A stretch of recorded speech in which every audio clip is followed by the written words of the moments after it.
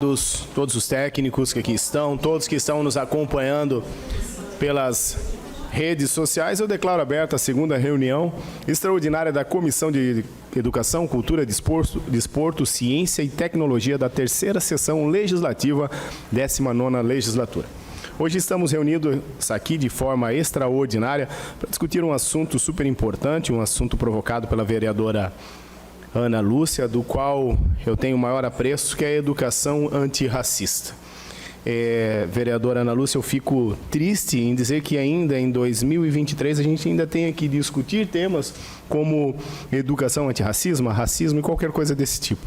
Isso era para ser inconcebível, né? Mas infelizmente nós temos que dar luz a esse assunto para tratar com as nossas crianças, nossos adultos e melhorar cada vez mais para que um dia a gente não precisamos mais tratar sobre isso. Temos hoje aqui vários convidados: Secretaria Municipal de Educação, Conselho Municipal de Promoção da Igualdade Racial de Joinville, o COMPIR, Gerência Regional da Educação de Joinville, o GERED, Escola Municipal Monsenhor Sebastião Escarcelo e a professora doutora Maria Aparecida Rita Moreira. Temos aqui alguns nomes aqui que eu não tinha na minha pauta aqui no computador, que é o Cleverson Lima Mendes, que é o diretor executivo da sede, a Eliane da Silva Maria Gelaim, Gelaim do Comprir, né? A Sônia Terezinha Leandro Pou, mais conhecida como a Sônia Pou, cadê ela? Está ali, do GERED, professora Maria Aparecida de Rita Moreira, tá onde está aqui, professora? Isso, aí uma está aqui na nossa frente, Alves, que é a diretora da Escola Monsenhor Escarcelo. Então, gente, para que a gente não perca tempo, porque esse assunto é um assunto tão importante, será um debate, eu acho, tão grandioso, sairemos daqui muito diferente do que estamos chegando, eu passo a palavra para a vereadora Ana Lúcia, proponente dessa reunião extraordinária. Vereadora Ana Lúcia. Boa tarde, presidente. Boa tarde a todas e todos, às convidadas, aos representantes da Secretaria Municipal. Eu não vou citar o nome, eu não tenho anotadinho aqui, como tem o vereador Brandel, então eu não vou me arriscar. Agradecer ao nosso presidente da comissão por ter aceito esse requerimento para discutirmos esse tema que é tão necessário ainda em 2023.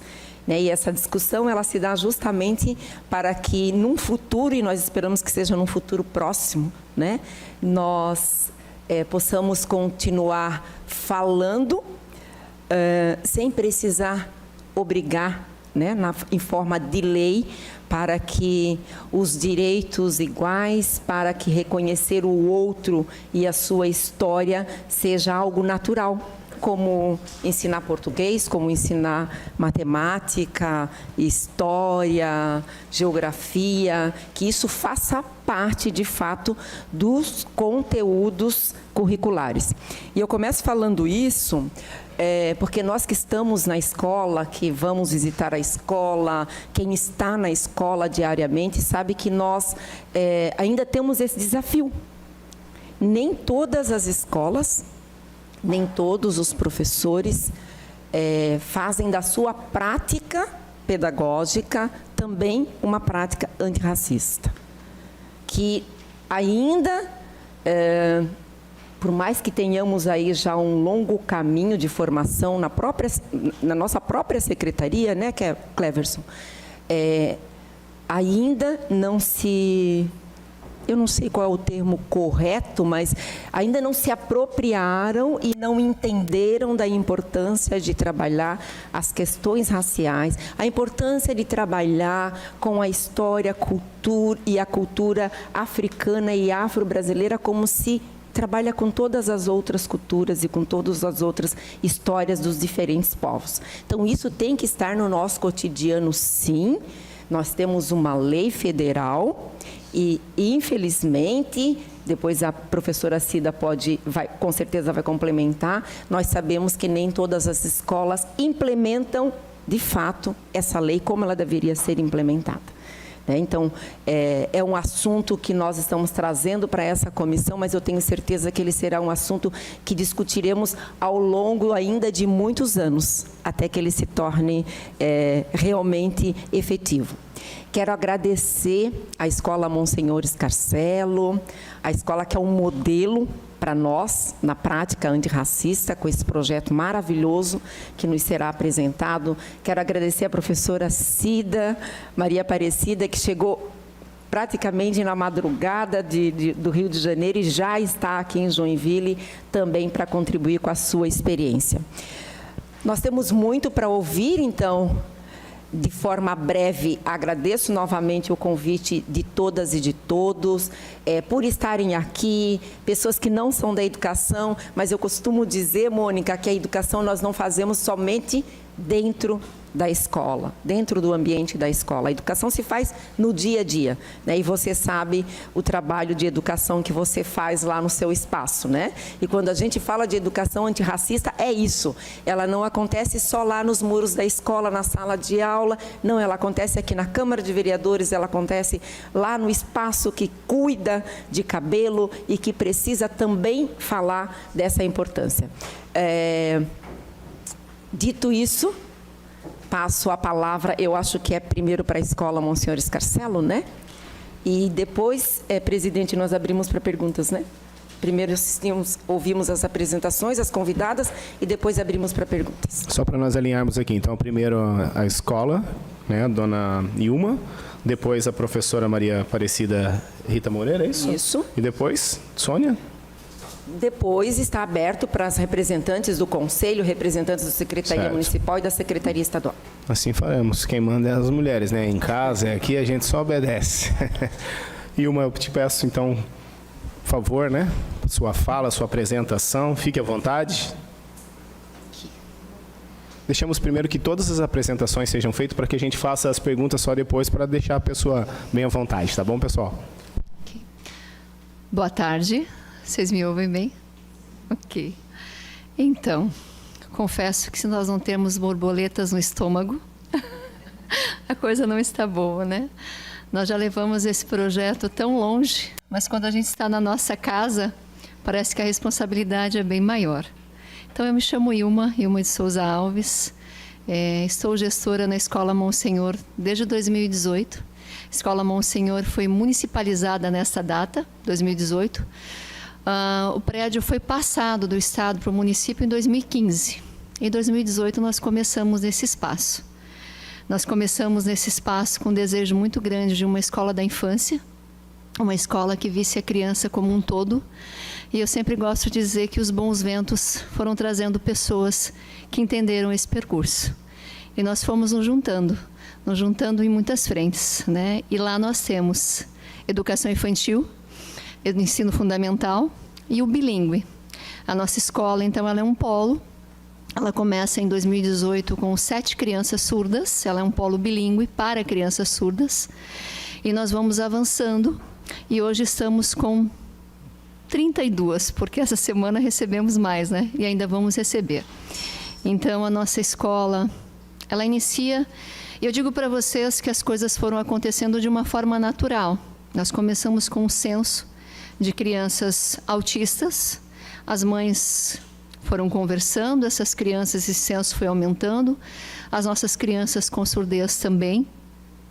E quando a gente se deu conta, a gente abriu uma turma de educação infantil para as crianças surdas, uma de fundamental e uma do 1º ao 5º, perdão, e uma de educação infantil.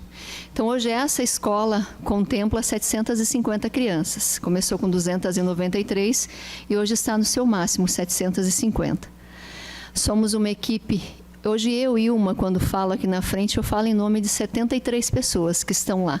Porque uma escola não se faz sozinha. Eu digo todos os dias isso para a equipe.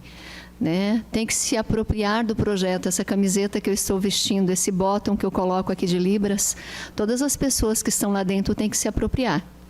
Né? As nossas zeladoras têm que entender e têm que saber como olhar para as nossas crianças, têm que entender quem são as nossas crianças pretas, as nossas crianças deficientes, quem são as nossas crianças que precisam da Libra para viver lá dentro todos os dias. E se ela tem alguma dificuldade, ela vai nos procurar. E é esse o caminho. Todo mundo dentro da Escola Monsenhor, todos os dias a gente lembra qual é o papel. Quando a gente fala de escola de infância dentro de uma rede, no meu pensamento ela vai até o Fundamental 2. Quando você pensa em infância, quando você pensa em respeito, em valorização desse ser humano e contemplando o todo, você tem que pensar o tempo inteiro que ele é um ser, e para que ele seja verdadeiramente protagonista desse futuro dele, todas as pessoas têm que se envolver. Então é isso que a gente conversa. Isso é feito com muito diálogo, né? Não foi à toa que de uns 3 anos para cá eu comecei a ter cabelos brancos, mas a gente conversa muito, né? As meninas sabem disso. A gente para tudo o que nós estamos fazendo o tempo todo para acolher, para conversar. A prioridade é de um pai que entra no portão e às vezes entra com uma angústia. Ele não sabe como ele vai deixar o seu filho dentro dessa escola, como o seu filho vai ser aceito. Assim como nós acolhemos desde antes do projeto. E aí eu digo para vocês que quando a gente começa a pensar num olhar que melhora, a gente começa a pensar ele sem muita pretensão lá em 2018, e aí em 2021, os bons ventos, ele nos traz 2 pessoas que se juntam numa sala, Josiane e Maria Fabiane, e elas começam a conversar, a idealizar, e começam a se perguntar se todas as crianças da escola realmente estão sendo contempladas, se elas estão sendo vez e voz. E Josi, muito atenta a isso, traz algumas demandas. E aí começa a se gestar um projeto em 2021, um projeto antirracista. E a gente começa a receber crianças estrangeiras, e nós começamos a olhar para as nossas crianças pretas, porque uma coisa é você olhar e outra coisa é você enxergar, né? Eu gosto muito disso. Eu digo para as pessoas, nós vemos todos os dias. A gente olha todo mundo todos os dias, mas em que momento você para essa conversa, olha nos olhos e escuta essa pessoa que está na sua frente e sente a dor dela? Porque para uma criança, para uma família que está em uma situação de vulnerabilidade, que é negra e que às vezes não encontrou o seu lugar e que não é fácil encontrar, principalmente dentro de uma Joinville que nós sabemos como é, essa família não se sente acolhida. Ela chega no portão da escola e ela se sente muito ressabiada. E em muitos momentos, quando eu iniciei a minha carreira, eu não sabia da importância de realmente ir lá e dizer para essa família, seja muito bem-vinda nesse espaço. Eu não sabia que às vezes o meu olhar ele não passava. Quando eu digo meu, gente, eu estou dizendo Ilma, mas eu estou dizendo de uma equipe, tá? Eu não sabia que esse olhar, ele às vezes não chegava para todas as crianças. Porque você beija, e eu gosto sempre de citar isso, porque você beija aquela criança que é mais espontânea, que chama a atenção. Você acolhe aquela criança que às vezes chora um pouquinho mais, mas você não acolhe aquele que passa todos os dias do teu lado e às vezes nem te olha porque ele tem medo da reação. E a nossa sociedade é muito assim, né? A nossa sociedade acolhe quem já colocou o seu lugar, quem já se impôs. Mas quem não teve a chance de fazer isso, muitas vezes ela exclui. E aí o nosso olhar começou a mudar de 2021 para cá. E essas crianças, as nossas meninas, eu falo sempre das nossas meninas, né? E Josi e Fábio nos fizeram enxergar muito essas meninas que usavam os capuzes. Porque o cabelo faz um volume, o cabelo incomoda, o cabelo chamava a atenção. E às vezes essas meninas não reconheciam o quanto ele era bonito. E foi ali que começou. E vocês vão ver isso lindamente depois nas fotos e nos vídeos. Essas meninas se acenderam, esses meninos começam a ser protagonistas, começam a despertar, e outras crianças com isso vão tomando vida dentro da escola. E eu sou muito orgulhosa desse trabalho. Esse projeto de educação antirracista, ele despertou em mim sentimentos, e despertou em uma equipe toda. E eu penso que quando a Ana fala que nós somos modelo, Ana, eu fico um pouquinho... Não é essa a nossa pretensão, em momento algum. Tá? Nem ser modelo numa escola que hoje trabalha Libras, nem ser modelo numa escola que trabalha educação antirracista. nem ser modelo numa escola que acolhe as crianças com muito empenho, também com deficiência. Eu penso que isso não pode ser um modelo, e sim para todos, né? Esse é o caminho, é isso que deve existir. Então, nem tudo são flores, nós tivemos sim os nossos percalços, mas em 2021 eu gosto sempre de lembrar para as pessoas que eu peguei esse projeto, todas as falas das meninas eu levei até a Secretaria de Educação e disse, olha, eu estou mergulhando de cabeça, vamos fazer o que tem que ser feito. Vão ter sim muitas contradições, vão ter muitas opiniões, a nossa sociedade joinvilense nem sempre nos trata com tanto carinho como nós merecemos, porque nós nos empenhamos muito dentro dessa educação de Joinville, que é uma educação pública de muita qualidade, e eu acredito muito nela. Mas eu espero contar com vocês, né? Então, levei esse projeto para a Secretaria em 2021, e é assim que nós contamos até hoje. Então, a Secretaria está em comum acordo. Eu agradeço a Secretaria hoje, assim como eu agradeço a Ana Lúcia e a toda essa comissão. Agradeço ao Cleberson, que está aqui representando a Secretaria de Educação, que nos apoiou também nos nossos encontros e nas nossas demandas. Tá? E isso é um pouquinho da Escola Monsenhor, tem muito mais coisa para falar, mas o projeto é lindo, eu acho que vocês merecem ouvir esse projeto na íntegra. A nossa escola está no bairro Itaú, tá? É uma grande casa, é um lugar muito acolhedor, é um lugar que se trabalha com muito empenho, acima de tudo com muito amor, com muito carinho.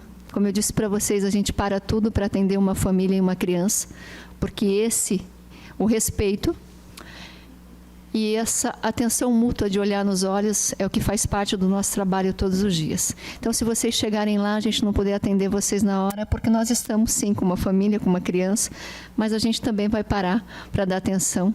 E todos vocês estão convidados a conhecer esse espaço, tá bom?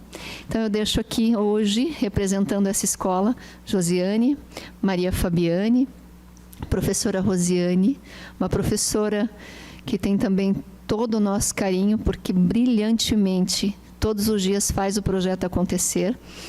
Professora Ana Cláudia, que hoje a gente conseguiu trazer para a supervisão também, e que leva esse projeto, que leva muita poesia para essa escola também.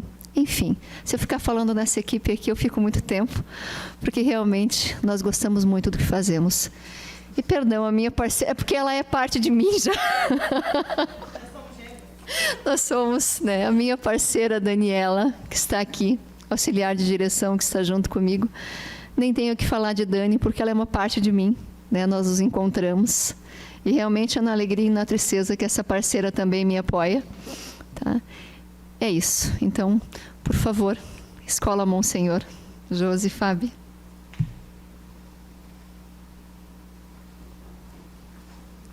Boa tarde, todos e todas. Boa tarde, vereador Brandel. Boa tarde, Ana Lúcia.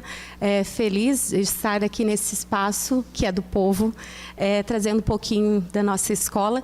E feliz também por ter a Mônica, que é uma parceirona do nosso projeto, aqui para ouvir e comprovar, né, o que a gente faz lá. Então, como a Ilma falou, né, o nosso projeto ele iniciou lá em 2021, ganhou concretude, mas em 2020 ele veio à tona. Vocês conseguem ver aqui a projeção? Mais difícil. É porque tem umas imagens que seria interessante que também todos vissem, né? Então, a gente iniciou o nosso projeto a partir da música do Arnaldo Antunes, O Seu Olhar Melhora o Meu, que foi uma reunião pedagógica, que a reunião pedagógica ela tem esse intuito de sempre melhorar o outro, né? De nos melhorarmos, mas também de melhorar o outro.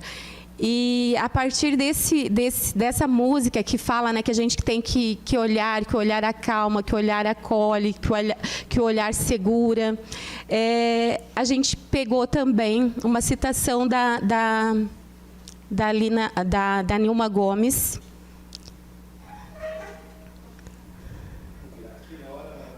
Isso. Não muito, que senão não consigo. Isso, tá bom, tá bom. Tá joia, eu peço daí. Tá. Que fala que o olhar lançado sobre o negro e a sua cultura na escola tanto pode valorizar identidades e diferenças, quanto pode estigmatizá-las, discriminá-las, segregá-las e até mesmo negá-las.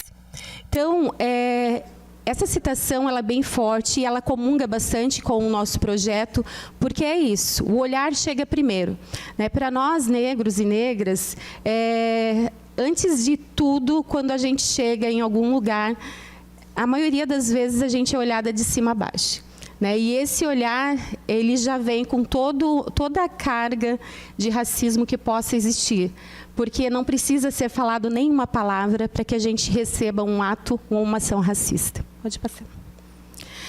Então, quando a gente sentou lá no início de 2021, eu e Maria Fabiane, a gente disse, nós precisamos urgentemente falar sobre isso na escola, porque nós tivemos uma única prática isolada de uma prática antirracista, e nessa prática houve comentários como: meu filho não vai fazer um boneco preto, o meu filho não vai levar um boneco preto para casa, meu filho vai fazer um boneco branco porque todas as vidas importam.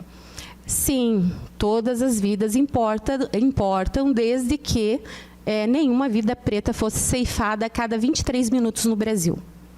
Então, enquanto acontecer isso, as vidas pretas importam, vidas indígenas importam, sim, e precisam ser comentadas dentro da escola todos os dias.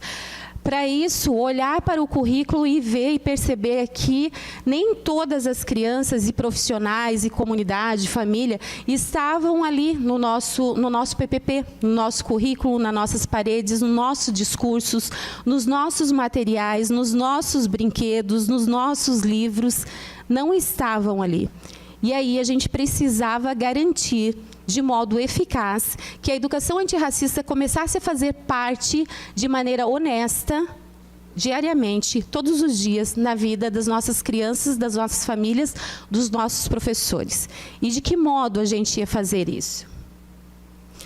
Então, nós procuramos, então, com o objetivo, promover no território escolar, e aí a gente colocou território, porque território denomina poder, e a escola é um território de poder, uma educação antirracista de modo que meninos, meninas, adolescentes e adultos sintam-se representados, respeitados e valorizados em suas histórias, culturas, nos diferentes espaços, nas relações, nos discursos e nas práticas educativas, por meio de propostas, vivências e experiências reflexivas, emancipatórias, que despertem a consciência crítica de maneira significativa, transformadora, honesta e amorosa. Para que a gente pudesse alcançar esses objetivos, a gente teve que buscar muitos objetivos específicos, porque é um grande objetivo. Ele é imenso, né? Quando a gente começa a desdobrar ele, a gente vê, nossa, será que a gente vai dar conta de alcançar tudo? E aí a gente viu que sim, seria possível. Pode passar. Então, a gente buscou contribuir para o fortalecimento de relações interétnicas positivas entre grupos de diferentes grupos étnicos e raciais e convivência democrática, marcada por conhecimento mútuo, aceitação de diferenças e diálogos entre culturas. Desconstruir a falsa ideia que a produção do conhecimento foi construída somente por pessoas brancas, oportunizando às crianças, adolescentes, adultos negros e não negros, indígenas e não indígenas, o conhecimento das construções... Está pequeno, tá, gente? Das construções, contribuições dos escravizados e seus descendentes e dos povos indígenas, da construção do país, que por muito tempo foram omitidas, apagadas ou estereotipadas. Criar o direito dos povos indígenas de serem representados nos currículos escolares, em suas diversidades históricas, econômicas, políticas e culturais, e linguística. Reconhecer... Não, agora aqui, ó, tem apoio. Reconhecer o racismo presente na sociedade também é produzido nas minúcias do cotidiano. ampliar o acervo literário sobre a cultura africana, afro-brasileira e indígena, promover o combate ao racismo e à discriminação que fazem presentes na escola e em torno, contribuir para a desconstrução de preconceitos e estereótipos que discriminam e inferiorizam o grupo social negro e indígena, criar mecanismos que possibilitem o empoderamento e elevação da autoestima das crianças, adolescentes e adultos negros e indígenas, garantir o respeito e a valorização da diversidade racial e despertar o prazer pela pesquisa. Então, dentro desses objetivos específicos, qual seria o nosso maior foco? Desconstruir o mito da igualdade racial. Né, que é um mito que é tão bem defendido pelo Munanga, pela Nilma Gomes, e que se eu nego a raça, eu nego o racismo. Né? Então, se eu digo que não existe raça, eu digo que não existe racismo, e eu digo que não precisa trabalhar isso dentro das escolas.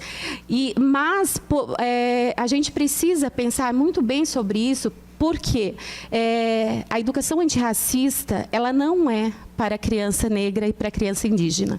A educação antirracista é para todos, dado que o racismo não foi inventado pelo negro.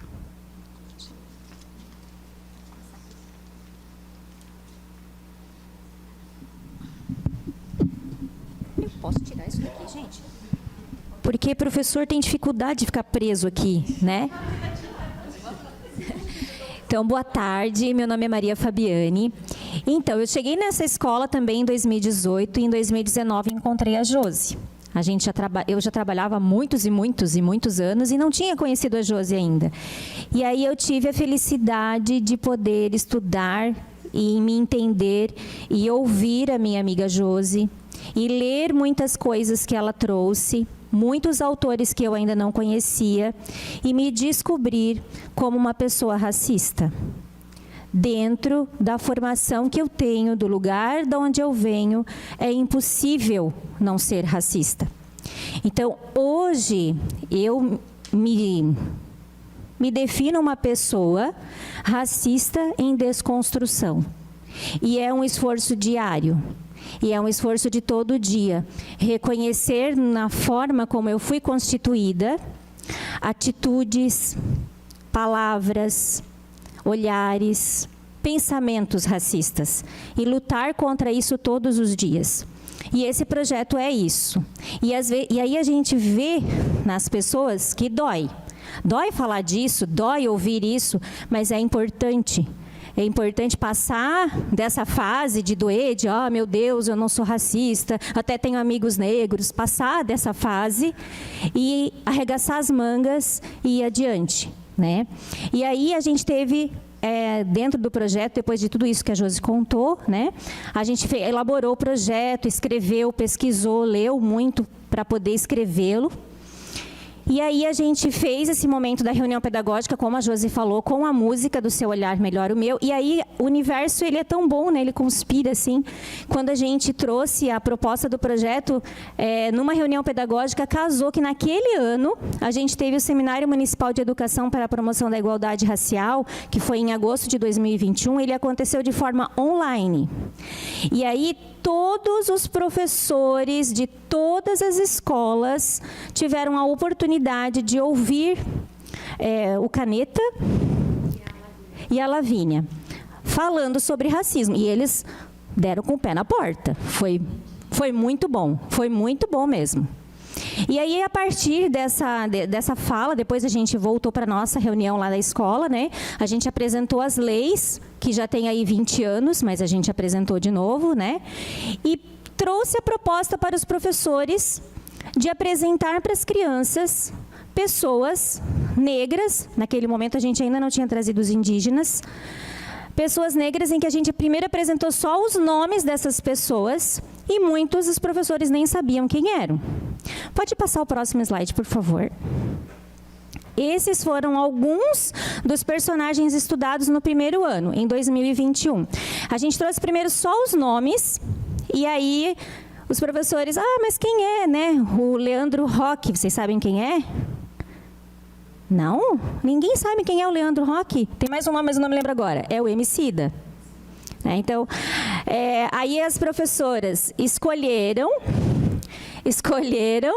uma das personalidades e foram estudar com suas crianças. E olhem só, Machado de Assis era preto. Muita gente não sabia. Inclusive, quando a gente fez o corredor dos nossos famosos lá na escola, um corredor bem lindo, só de gente preta, tinha muito o pai que ia lá e dizia: mas Machado de Assis era preto? Porque na escola a gente não aprendeu assim. Inclusive, foi bem difícil encontrar essa imagem dele negro. A gente acha na internet ele branco. Esbranquiçado, isso mesmo. Então, esses foram alguns dos personagens que a gente estudou em 2021. Aí tem gente da literatura, das artes, dos esportes, da geografia. Milton, eu sou apaixonada por ele. Da ciência, a doutora Jaqueline Góes, né, que inclusive conseguimos falar com ela por uma videoconferência lá de Londres.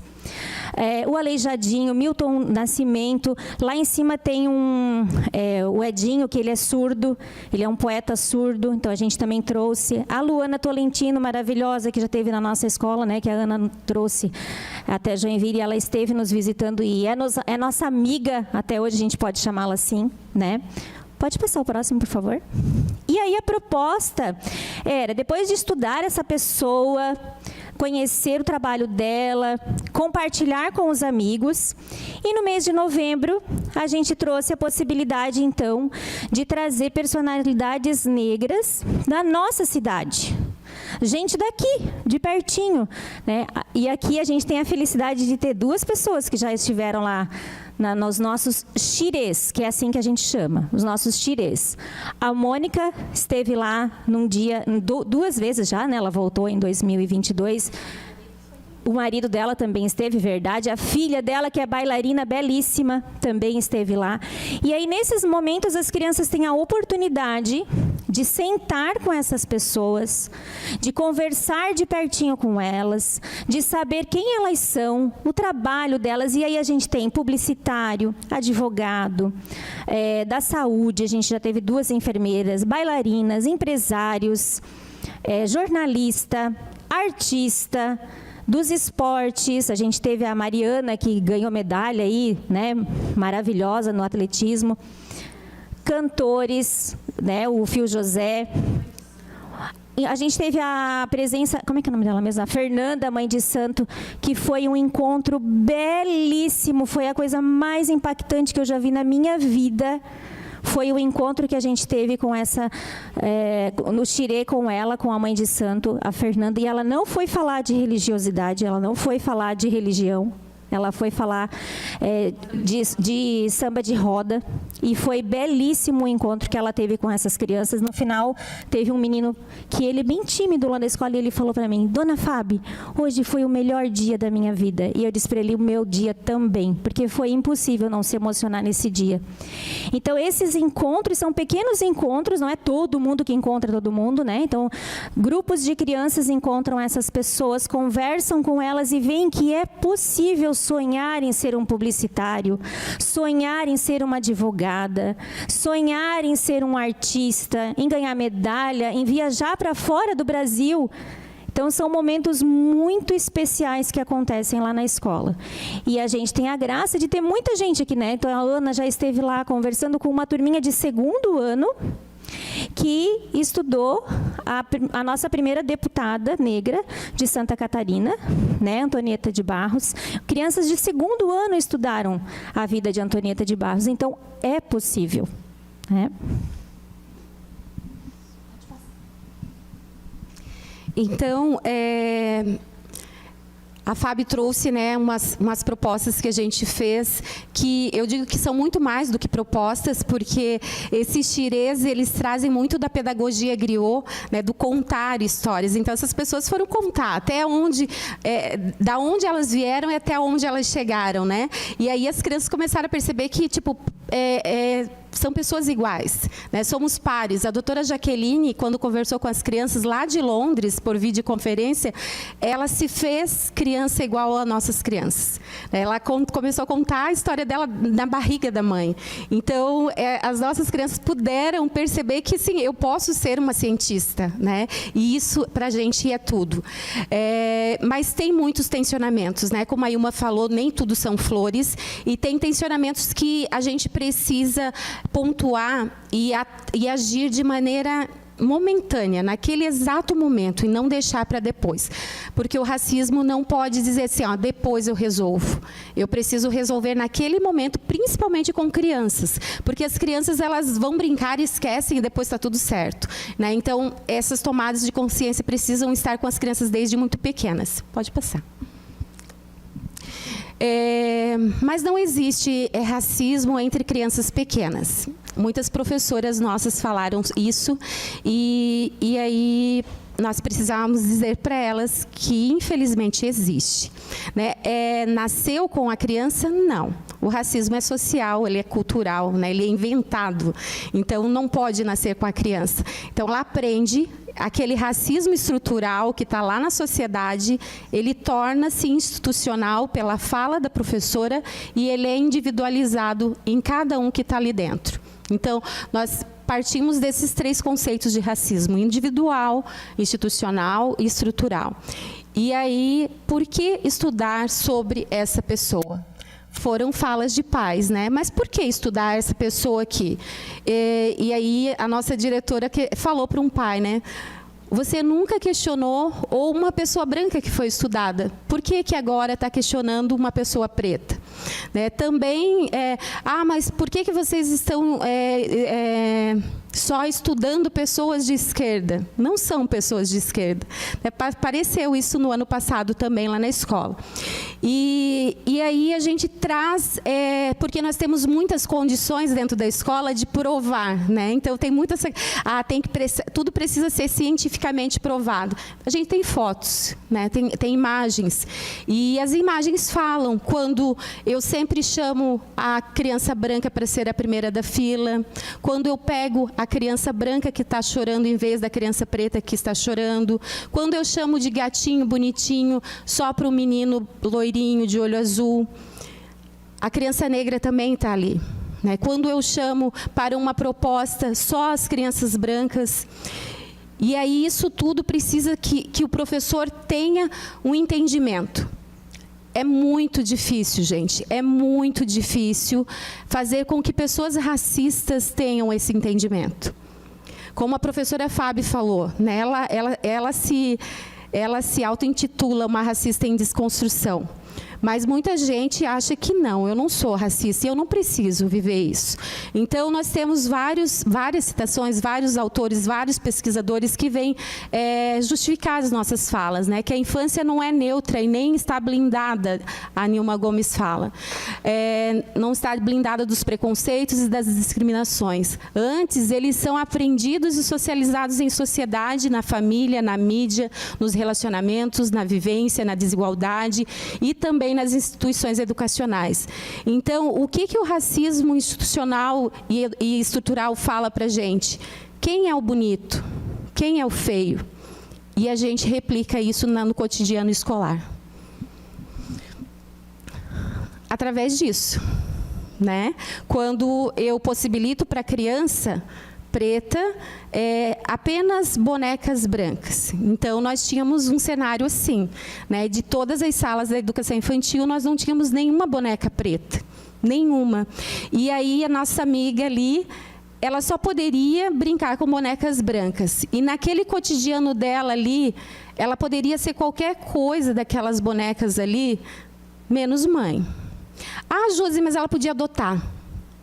É uma hipótese, né? Então, ela poderia ser a babá, ela poderia ser a cuidadora, ela poderia ser a filha da vizinha que está em casa para cuidar. Ela não poderia ser mãe.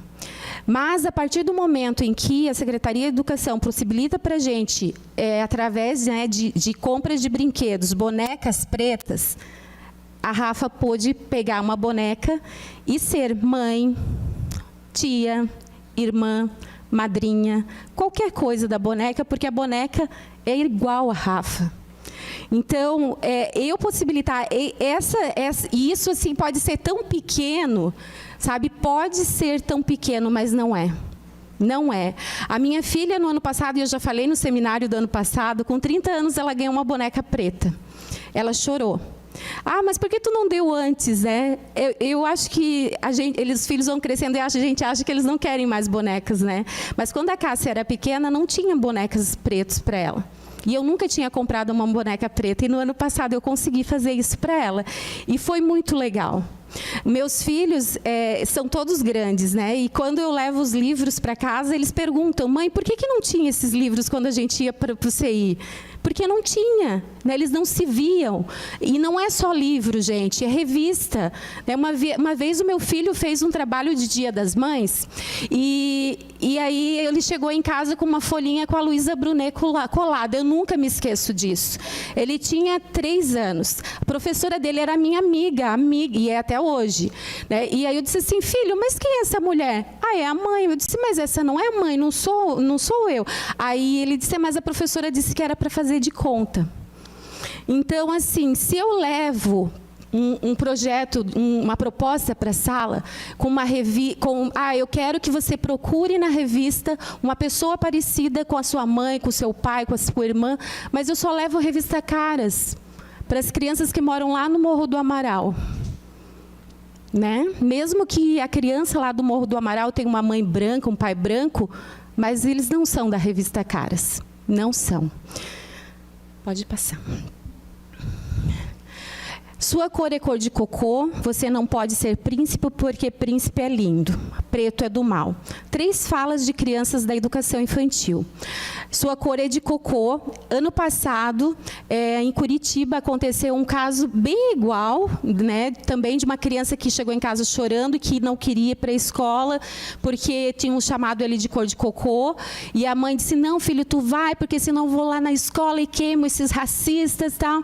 E aí o menino: não, mãe, você não vai queimar a minha escola. A criança ama a escola, mas a escola é extremamente tóxica. E aí a gente precisa rever isso. Essa criança que é chamada de cor de cocô, no outro dia ela não vai querer ir para a escola. Eu não ia querer ir para a escola. Então, por isso que eu digo que a gente tem que combater o racismo pontualmente. Naquele momento, chamar a criança que recebeu essa fala racista, acolher e dizer que não, que ela não tem cor de cocô, que ela é linda, que ela é maravilhosa, que a cor dela é igual à minha, e daí por isso é bom eu estar lá, para que eles possam também ver isso, né? Que você é linda igual eu, e eu sou linda, e eu preciso mostrar para essa criança também a minha autoestima.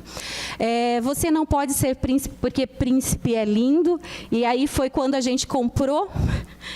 Foi uma fala de uma menina, porque todos os dias eu recebo, a nossa equipe fica acolhendo as crianças na entrada da escola. E eu costumo dizer: bom dia, príncipe, bom dia, princesa, bom dia, gatinho, bom dia, gatinha. E chegou o Ângelo, um menino, e ele veio naquele dia ele veio de... Ai, como é o nome? Gente... Aquele que tapa o olho... Pirata. Veio de pirata, e daí eu entrei na sala e o Ângelo estava de pirata. Eu disse: ai, Ângelo, tá lindo de pirata, mas eu prefiro quando tu vem de príncipe. E a menina olhou para mim e disse: Josi, ele não pode ser príncipe, porque príncipe é lindo. 4 anos, tá? Aí eu falei assim: mas por quê? Você não acha ele lindo? E aí ela pegou e abaixou a cabeça. Eu disse assim: eu sou igual o Ângelo, você não me acha linda? Daí ela fez assim. Eu falei que, sim, existem muitos príncipes pretos e pretas, né? E eu sou linda, sim. O Ângelo também é muito lindo. E aí eu falei com a Fábio, e aí encomendamos o livro, e uns dias depois eu fui para a sala, não mostrei o livro, e comecei a contar a história. Na hora que eu falei do pequeno príncipe preto e mostrei a imagem, o olho do Ângelo saltou, sabe? 1000 estrelas surgiram nos olhos dele. E foi a coisa mais linda que aconteceu naquele momento. Eu não consegui ser momentânea com o Ângelo, de fazer uma interferência tão forte que ele pudesse, naquele momento que ela falou que ele não era lindo, ter mostrado o livro. Mas se a gente tivesse, a gente conseguiria. Mas conseguimos depois e fizemos isso. E para o Ângelo foi o ápice. Ele se achou o príncipe mais lindo da Escola Monsenhor. E com certeza ele é. O preto é do mal. Também nós trabalhamos muito com os lápis tons de pele. E as crianças, a partir do projeto, eles começaram a compreender os tons de pele deles, né? Os diferentes tons de pele. Até que um dia, eu também fui na sala de educação infantil e uma menina estava pintando um desenho, e na época a nossa auxiliar de direção era a Juliane. Ela estava comigo na sala e a menina foi pintar e disse: mas por que tu está pintando dessa cor?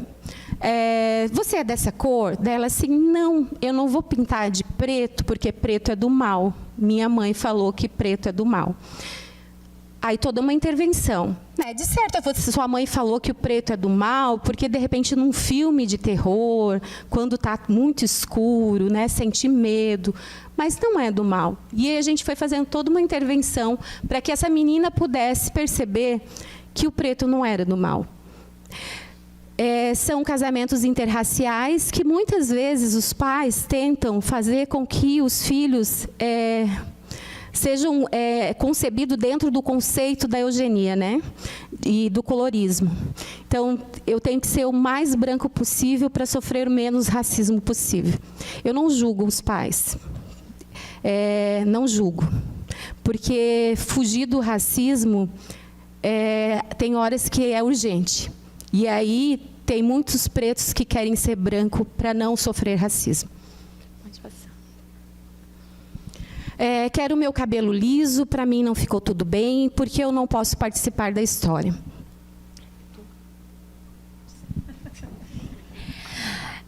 A gente fez uma intervenção com relação ao cabelo, né? Porque o cabelo das meninas, como a dona Emma falou, a gente percebeu que estava cada vez mais preso, mais escondido, mais encapuzado, né? E aí a gente chamou elas para uma conversa.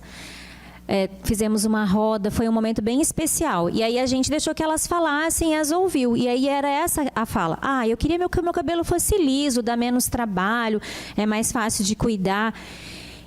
E uma delas falou que já tinha sofrido racismo por conta do cabelo crespo, que tinham chamado que o cabelo dela era cabelo de miojo.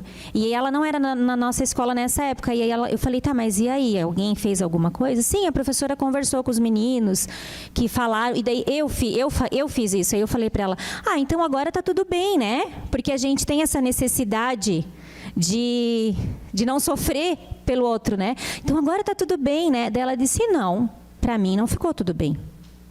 Isso me bateu tão profundamente, porque as atitudes racistas, elas marcam para todo sempre, né? E eu não sei disso, porque eu não passei por isso. Então, nesse momento, eu aprendi que eu tenho mais que ouvir do que tentar remediar, porque eu não posso colar um curativo, um band-aid, né, em cima dessa dor. E aí a gente viu que a gente precisava fazer alguma coisa, né? E aí a gente teve um questionamento de uma professora branca que tinha cabelos cacheados. E a professora veio e perguntou para a gente: por que eu não posso também participar da história? Meu cabelo também é cacheado. E aí eu e a Josi, a gente teve que explicar para ela que nem sempre é sobre a gente que é branco. Aquele momento não era sobre a gente. Mas o meu cabelo também é cacheado. Sim, mas esse momento não é nosso. Esse momento é das meninas negras. Ela entendeu mais ou menos, né? Mas aos poucos a gente vai sendo didático também. E aí a gente fez um trabalho bem lindo. Só um pouquinho, volta só um pouquinho. E aí a gente convidou todas as meninas. Deixa o vídeo passar. Dá para botar som? É um videozinho bem rapidinho. A gente convidou todas as meninas mulheres da escola.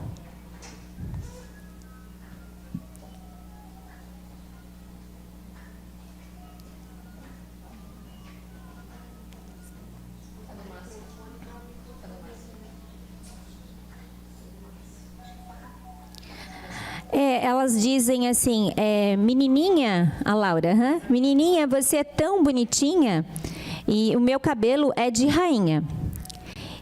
E aí tem uma senhora que ela já passou, ela foi a segunda ali. Opa.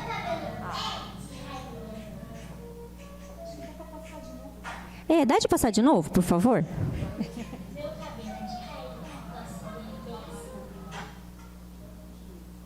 A gente usou o livro da Bell Hooks.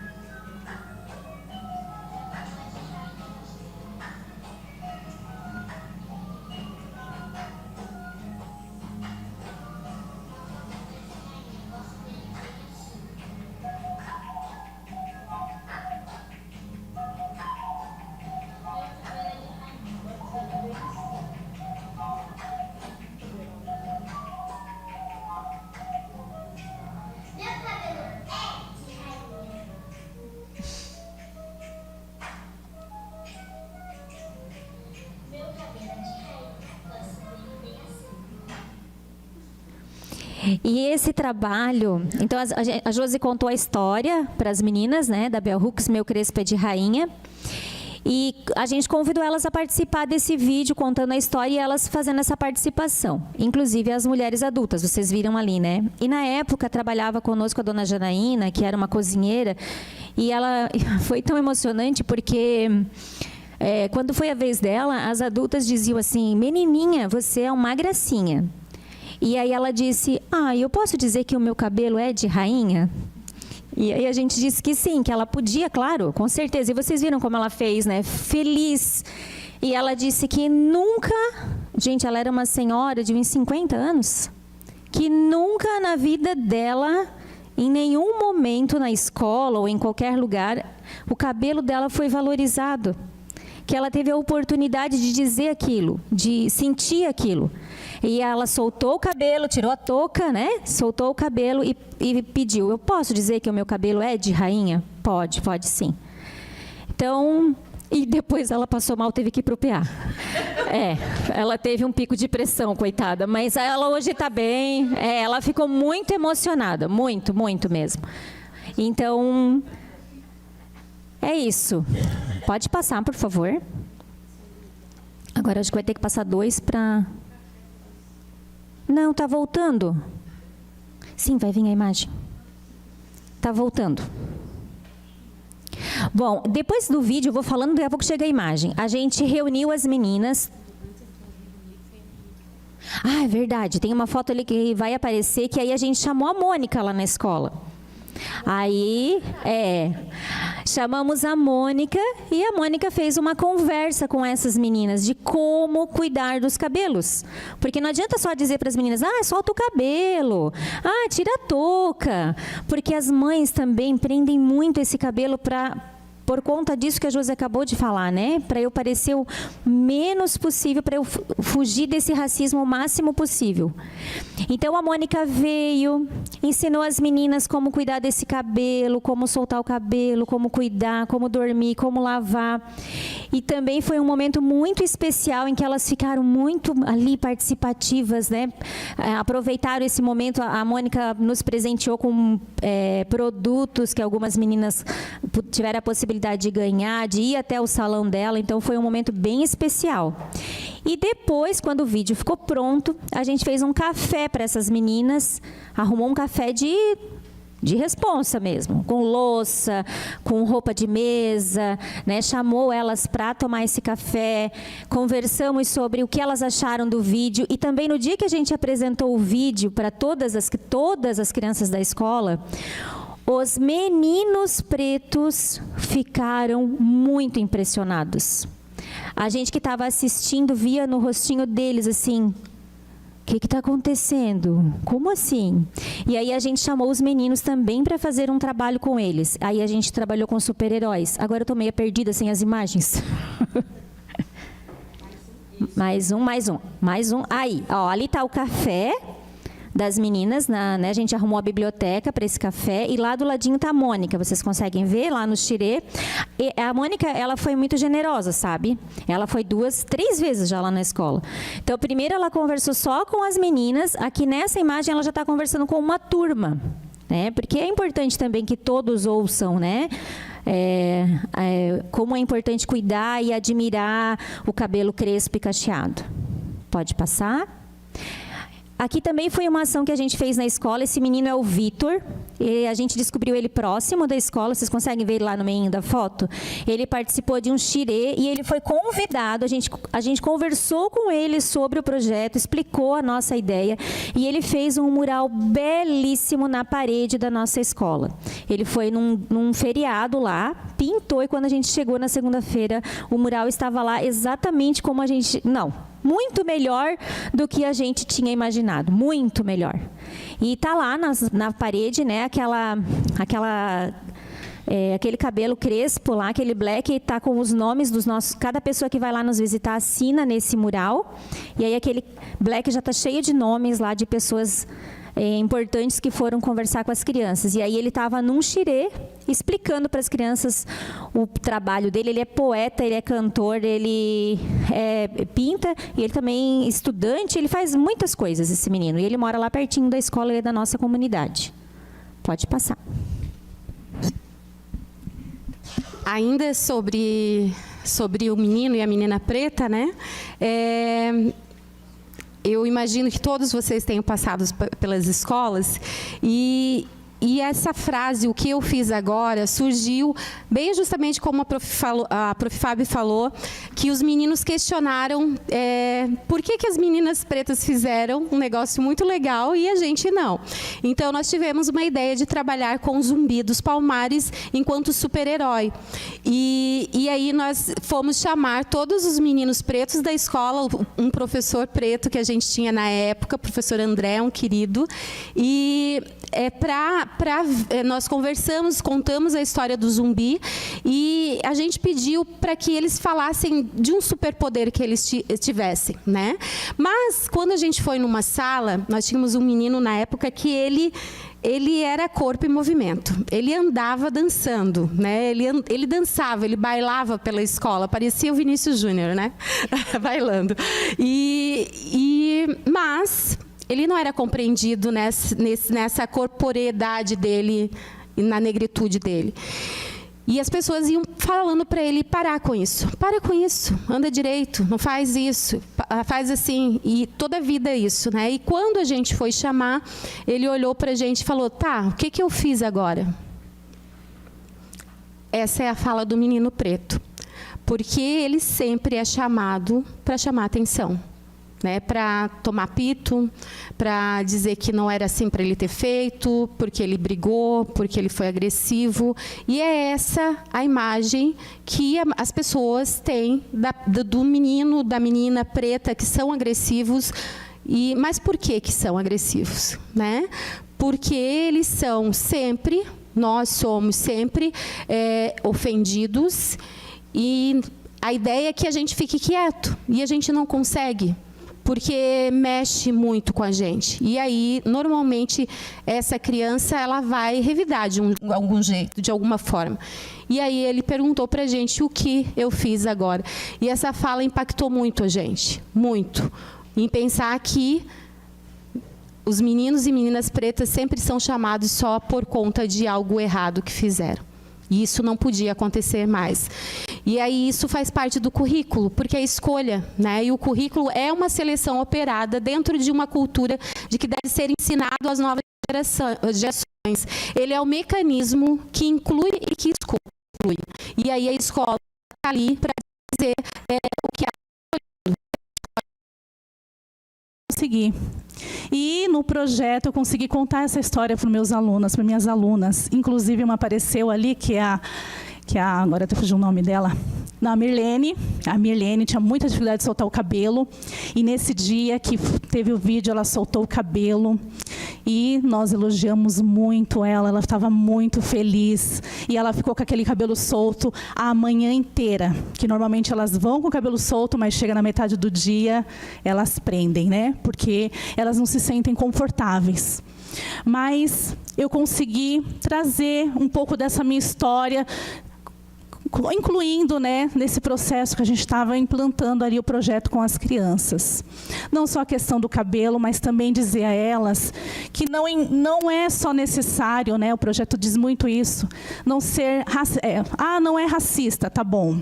Né, eu não sou racista, como foi colocado aqui, mas nós precisamos ir muito além. Nós precisamos ser pessoas antirracistas, que fomenta, né, nas pessoas que não basta a gente falar, eu tenho um amigo negro, mas eu nunca falei assim, mas que quando a gente presenciar alguma cena, alguma situação, a gente se posicione.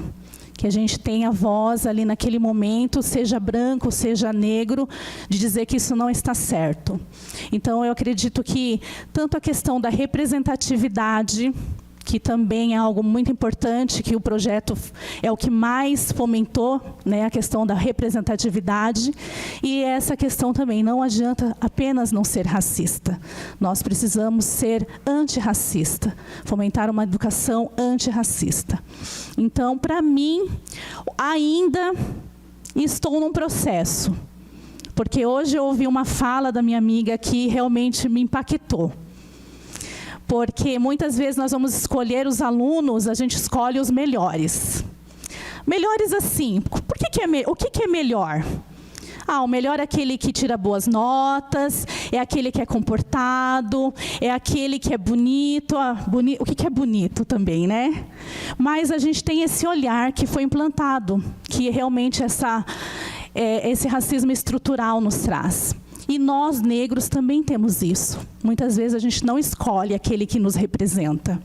E eu me vejo muitas vezes nessa situação. E hoje a nossa conversa fez trazer esse olhar. Por que eu também, né, posso olhar diferente, né, posso mostrar também para aquele meu aluno que ele é maravilhoso, independente de ele ter dificuldade na aprendizagem.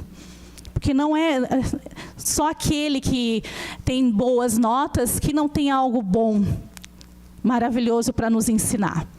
E eu tenho tentado todos os dias mudar esse meu olhar, para que minhas crianças, meus alunos, possam ser representados, possam ter a representatividade deles, possam ter voz, possam pegar no microfone para falar num dia de uma apresentação, que possam ler, mesmo que eles não saibam ler. E é isso que nós precisamos fazer nas nossas escolas. Essa é a minha fala. Obrigada.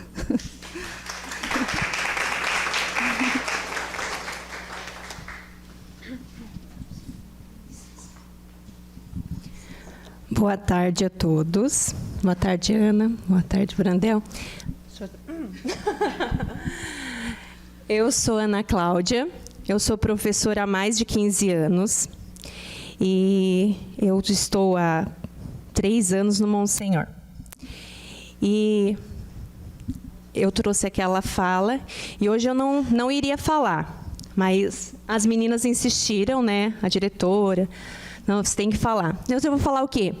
Fala enquanto professora, o que o projeto te transformou, né? O que o projeto trouxe para ti. E o que eu tenho para dizer, resumindo, é que esse projeto ele me transformou numa professora melhor. Eu queria ter aprendido tudo isso que eu tenho vivenciado nos 3 anos do Monsenhor, lá na faculdade, para eu ter começado melhor. Porque eu, me achando uma professora boa, eu cometi muitas violências pedagógicas. E como a Fábio disse, é doloroso reconhecer. É doloroso se reconhecer, porque eu achava que eu era uma professora antirracista em 2021, e eu achei que eu estava indo muito bem. Mas a gente aprende olhando e também ouvindo.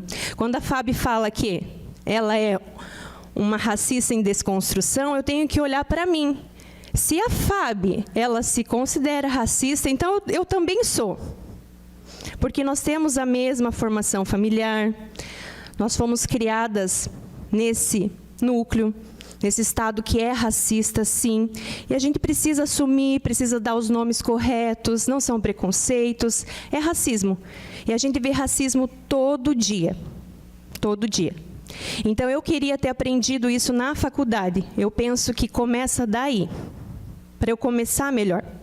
Hoje, eu sou uma professora melhor do que ontem. E hoje eu tenho consciência de que eu tenho tanto a aprender. E ali, eu falei em 2021, né? Uma das etapas do projeto era dizer o que a gente tinha aprendido, vivenciado. Eu ainda estava como professora. E eu escrevi assim: quando a história verdadeira aparece, tudo faz sentido. Eu, enquanto estudante, nunca conheci a minha história verdadeira. Eu só sei o que os brancos europeus quiseram me contar. Nos livros didáticos, nas histórias, na televisão. Eu só sei disso. E a gente precisa abrir o olhar, abrir bem os olhos, ouvir, porque a gente está sendo enganado. E eu, como professora melhor, eu preciso garantir que as minhas crianças, que os meus alunos, eles ouçam toda a história. Valorizando, como no início a Ana falou, todos os saberes tradicionais da matemática, agricultura, ciência, cultura. Então, eu preciso garantir esse ensino para os meus alunos. O projeto, ele me transformou. Eu não sei se eu vou conseguir trabalhar algum dia diferente do que a gente trabalha no Monsenhor, porque o projeto Educação Antirracista a gente percebe nas mínimas coisas, desde a hora do recreio, eu servir o lanche, como as crianças são recepcionadas, tudo, né? E a gente garante para que elas sejam representadas nas paredes, nas escolhas das músicas. Percebemos algumas falhas, refletimos, sentamos, conversamos. Então, isso a gente está sempre aprendendo mais. Mas eu sou uma professora melhor hoje, graças ao projeto, e eu penso que não deveríamos ser uma exceção. Porque a história verdadeira, ela faz sentido, e quando a gente aprende, é uma riqueza, né? É maravilhoso.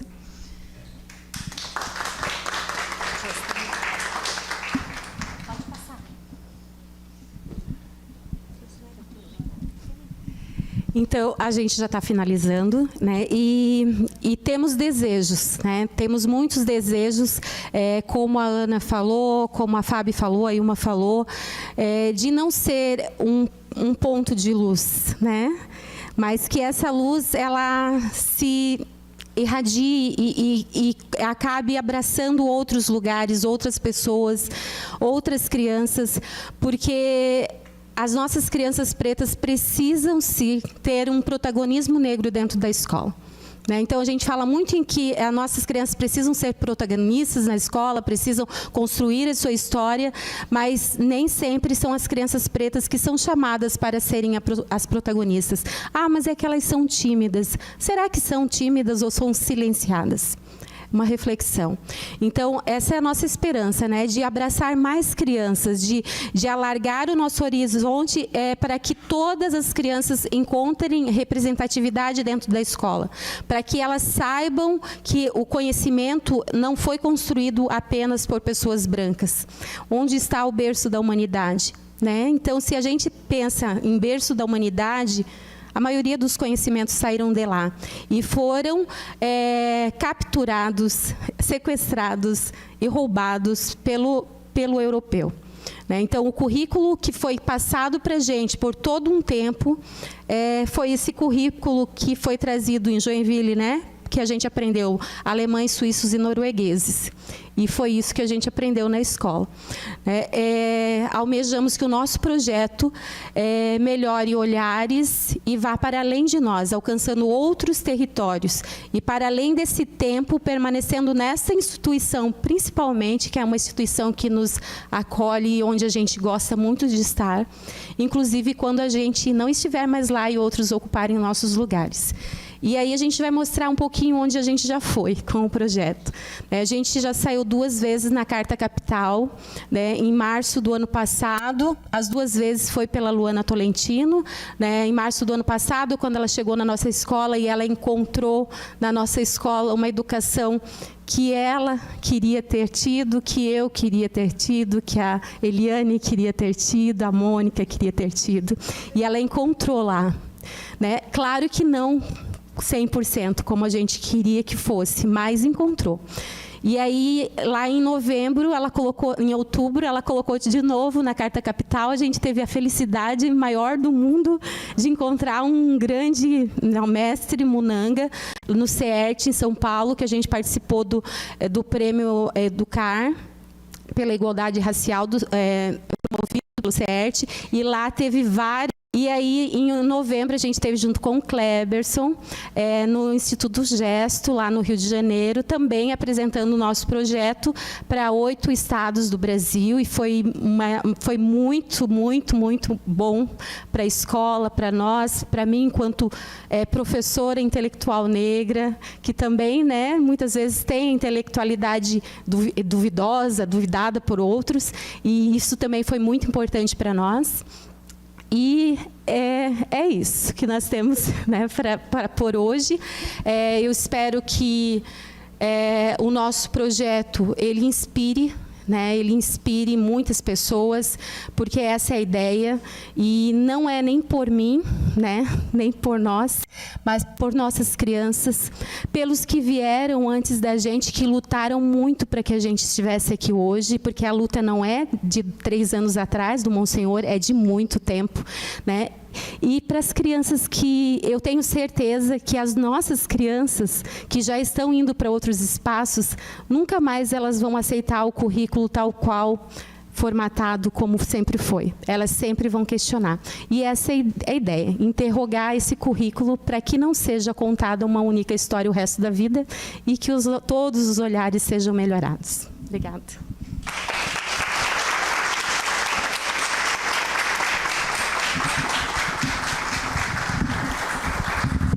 Primeiramente, eu quero registrar aqui a presença dos acadêmicos da Univille, né, de Direito, junto com a professora Patrícia. Então, hoje, conhecendo o Legislativo, sintam-se em casa, aqui na nossa Comissão de Educação, Cultura, Tecnologia e Desporto. Antes de passar a presidência para a vereadora Ana Lúcia, porque eu tenho um compromisso às 4 horas no Panaguamirim, e até chegar lá, ainda Joinville está com um probleminha de mobilidade, a gente demora, né? Mas eu quero falar um pouquinho do que eu ouvi hoje aqui. E muitas coisas me tocaram, né?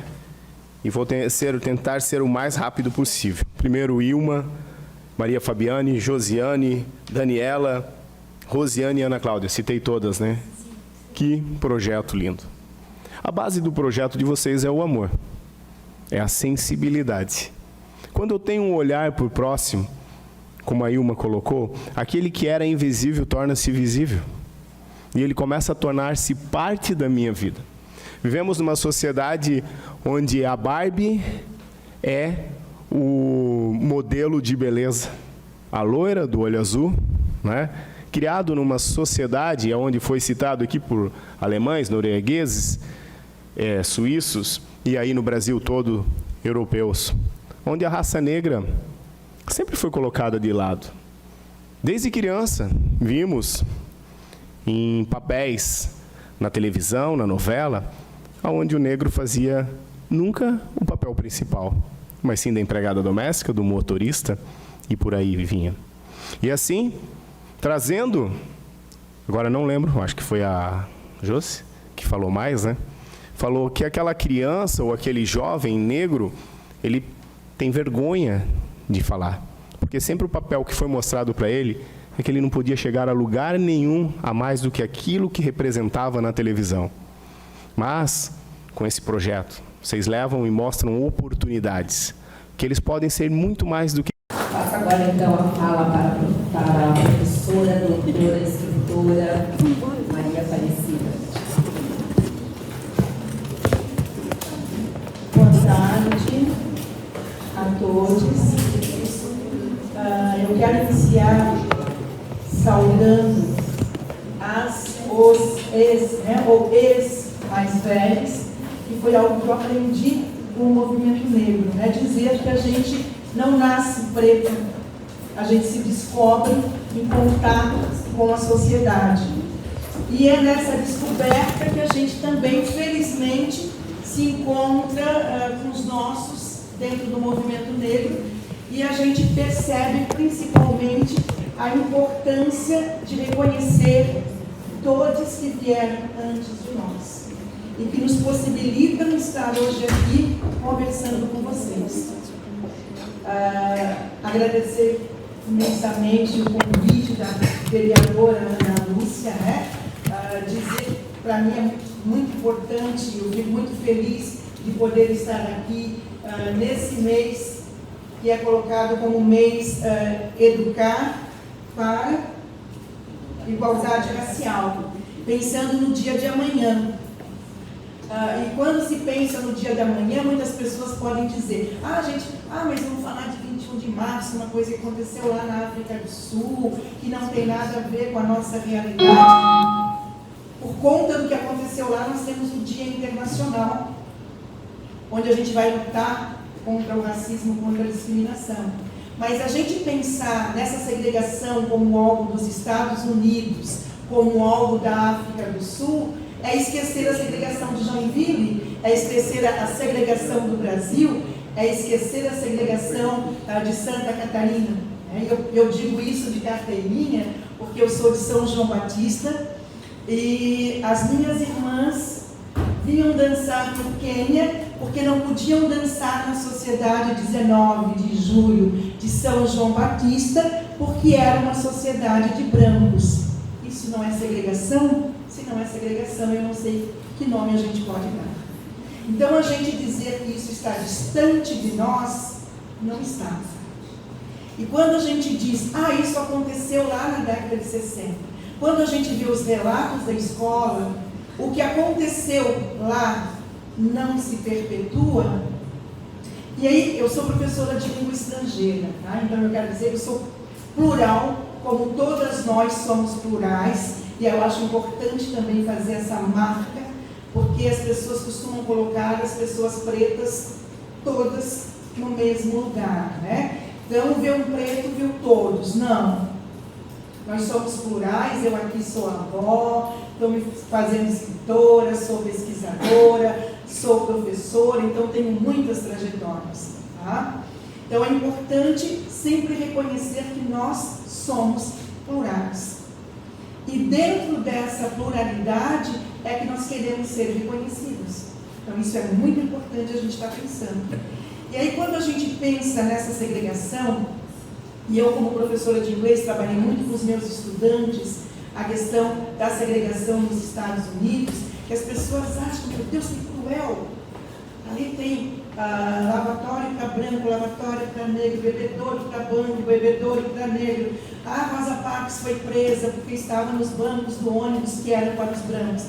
Eu digo que a nossa é muito mais perversa, e tenho colocado isso nas formações que faço para professores. A segregação brasileira, ela é perversa porque ela não se dá com placas, é colocado na nossa cabeça. As minhas irmãs, elas iam com as amigas delas brancas, em São João Batista, até a porta da 19 de julho. E estava dado que aquele espaço não era para elas. Não tinha uma placa só brancos, mas a placa estava. E essa placa, que é feita através da assimilação, porque está aí essa mensagem, ela está colocada de uma forma tão perversa, que as pessoas negras assimilam isso como algo natural, como algo dado.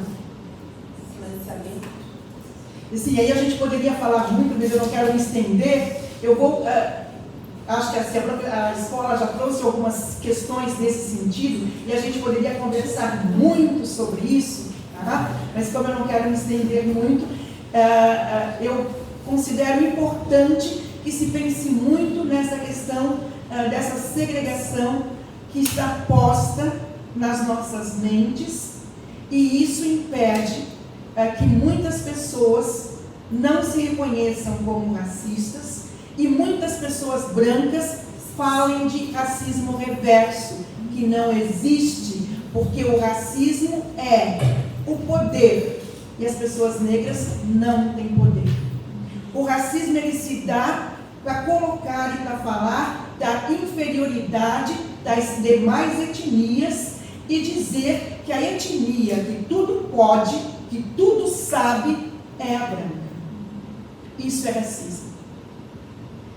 Querer entender e querer pensar em racismo reverso é assistir, de repente, o filme Vista a Minha Pele, do Joelzito, é bem antigo, mas ele faz uma inversão, quem já assistiu sabe, uma inversão de um país onde as pessoas pretas estão no poder.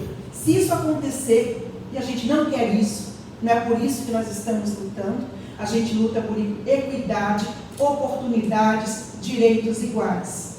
Mas eu não conheço nenhum país onde isso aconteça, nem nos países africanos, porque nos países africanos, os europeus fizeram uma primeira tomada de poder e agora, como diz a escritora Paulina Chiziane, estão utilizando a religião para fazer uma segunda tomada de poder, e ela fala como escritora moçambicana. E eu estou falando de religião, as pessoas vão poder pensar, estou querendo atacar religiões? Não. Sempre me coloco como uma pessoa católica praticante, consciente de que eu acredito e eu quero fazer parte dos 10, talvez 5% da Igreja Católica que acredita em Jesus Cristo realmente e que acredita na questão das pessoas estarem juntas, serem em fraternidade. Em tudo que Jesus Cristo pregou, eu acredito que talvez nós tenhamos 5% da Igreja Católica, cada um pense na sua, eu vou lhes falar da minha, que vive o cristianismo, que vive o que Jesus Cristo pregou. Não sei se chega a 5%, mas eu quero estar nesses 5%. E aí, o que a Paulina Chiziane coloca, ela tem um livro muito interessante, por isso que eu não quero começar a puxar muitos fios, né? Mas ela tem um livro muito interessante que ela escreve junto com uma curandeira. Nesse livro, ela vai trazendo a Bíblia a todo momento, mostrando o próprio Jesus Cristo como curandeiro que foi.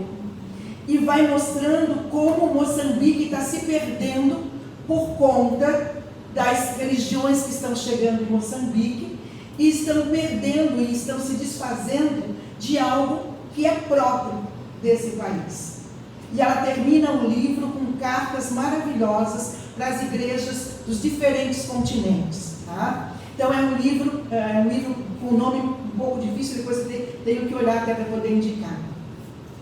Mas mais do que isso, eu estou aqui hoje como presidenta de uma associação de educadores negras de Santa Catarina. Esse é o nosso nome fantasia, tá?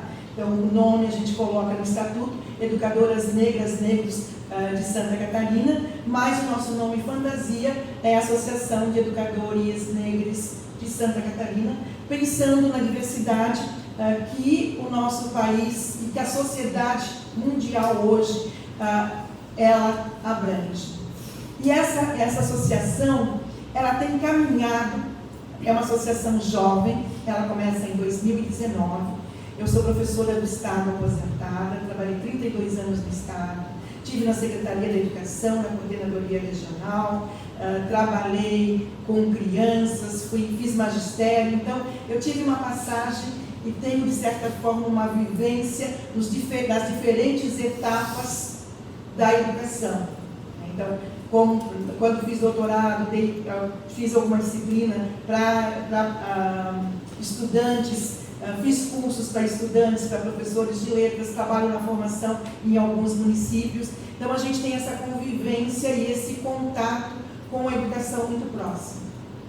Quando eu me aposento, uma das minhas preocupações era que a Jerusi Romão, para nós, para quem conhece, a nossa ídola das questões raciais, ela sempre dizia, que eu sempre dizia que era uma negra em movimento, ela dizia, é importante estar no movimento. Então, eu me aposentando, começo a fazer essa movimentação para a gente ter uma associação para acolher as professoras, os professores negros, porque eu ia em vários eventos onde às vezes eu era a única professora negra. Então a gente não tinha com quem dividir as nossas tristezas, o racismo que nós sofríamos na sala de aula. E aí nós fizemos em 2019 um ano de encontro de um grupo menor, fazia parte a Jerusa, a Cida Clemêncio, a Alice, um grupo menor que organizava encontros maiores. Então nós fizemos durante o ano de 2019 um ano de encontros mensais com professoras que a gente convidava de todas as redes. E no final de 2019, então, nasce a associação. Então, a associação ela é um bebê. Então, em 2019 ela nasce, em 2020 a gente constitui com estatuto, então a gente é legalizada, eu estou presidenta, e a gente vem fazendo um trabalho junto a essas professoras, mas não só isso. Como a gente é uma associação onde a maioria das professoras são professoras de educação, nós temos professoras de educação infantil, professoras da EJA, professoras da universidade, temos de vários segmentos. Mas eu estou aposentada, nós não temos um número grande de professoras aposentadas, então a gente se constitui na mútua ajuda, né? Então a gente cria grupos. Um dos grupos que nós temos um grupo que deflagrou, que eu vou estar colocando agora, que é um grupo que trabalha as datas, e no final do ano a gente resolve, no final do ano não, antes, mas a gente faz no final do ano, um encontro onde a gente vai pensar os 20 anos da Lei 10.639. Tá? E nós temos um outro grupo, que é o GT Educação Sem Racismo. Então, vou falar principalmente desses dois grupos. Tá? Então, nós pensamos em fazer um encontro final de ano para discutir o que nós íamos fazer sobre a questão da lei estar fazendo 20 anos. E daí? Aí nós temos projetos maravilhosos, mas nas outras escolas. A lei não diz que a escola que quiser deverá fazer um projeto maravilhoso sobre as questões raciais. Na lei está explícito que na educação básica, e aí as diretrizes vêm, eu vou recomendar para vocês que assistam o vídeo, que foi o que serviu de base para a nossa discussão dos 20 anos, o vídeo que muita gente aqui já deve ter conhecido, dos 10 anos da Lei 10.639, da 39, que é uma conferência, não é uma conferência, é um seminário, uma mesa redonda na realidade, que é feita pela Petronilha e a Nilma Lino Gomes. Eu trouxe alguns apontamentos, mas a gente não vai ter tempo, então eu peço que vocês assistam, por favor, que ela serve de base, ela diz os 10 anos. Então vamos ouvir esses 10 anos e vamos pensar que desses 10 anos, 2013, nós tivemos mais 10 anos. E aí a gente assiste e vê, 10 anos estava assim, mais 10 anos está praticamente igual. Então não tivemos avanço. Onde estão esses avanços? E aí a Nilma vai falar que um dos grandes problemas é que não se desconstrói o mito da democracia racial. A Nilma vai falar que a lei, ela é simples, mas que para além da lei, nós temos o parecer e a resolução, que os professores às vezes olham no momento do concurso e depois no dia a dia da escola não olham. E para além dos professores, se a gente pensar numa comissão de educação aqui da Câmara dos Vereadores, já estudaram as diretrizes? A Secretaria da Educação, todos da Secretaria da Educação conhecem as diretrizes, porque tem que ser todos, gente. É o que nós fizemos, aí depois eu vou falar de uma outra coisa da Secretaria de Estado, mas que vai também ser encaminhada para as secretarias de município. Não adianta uma pessoa negra da Secretaria da Educação conhecer as diretrizes. Aí chega algum problema na secretaria, eles falam com a professora negra. Chama a professora negra, para que ela resolva um problema que é da secretaria, não é da professora negra. Então isso tem que ser mudado, porque não adianta nós falarmos que que nós estamos comprometidos com a lei, nós estamos comprometidos com as questões com a educação étnico-racial, se quando chega alguma coisa das pessoas negras, se chama a pessoa negra que está na Secretaria da Educação. E quando chega alguma coisa do indígena, não tem ninguém chamado. Então, assim, são esses problemas que nós, da associação, estamos abraçando. Então, não adianta para nós fazer uma live no dia 9 de janeiro de 2023 e dizer 20 anos da lei, o que aconteceu, para onde é que nós vamos, de quem é a responsabilidade, quem é que tem que cuidar. Nós temos que ir além disso, e nós estamos indo além disso. Tá? Então, o GT de Educação de Igualdade Racial, no início, no ano passado, até por isso que eu senti até que as pessoas, até, mas também não adianta, porque nós já falamos isso do próprio secretário. No ano passado, nós tentamos enviar um questionário, um formulário, que seria um questionário, para todas as secretarias de município. Então, nós encaminhamos para a Undime, que não nos respondeu, e nós encaminhamos para a Secretaria de Estado de Educação.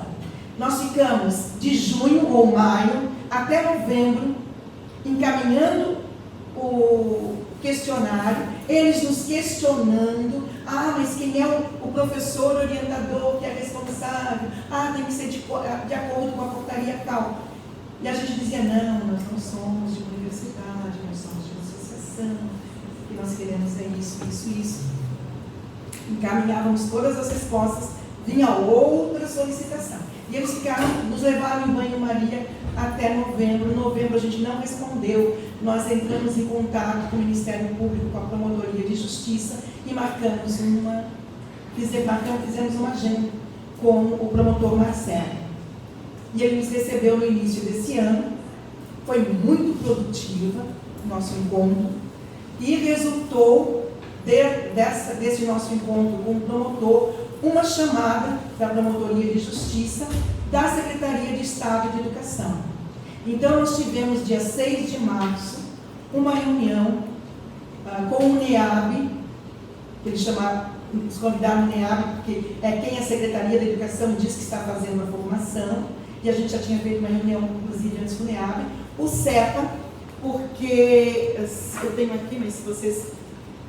Porque eu vou só falar da resolução, né?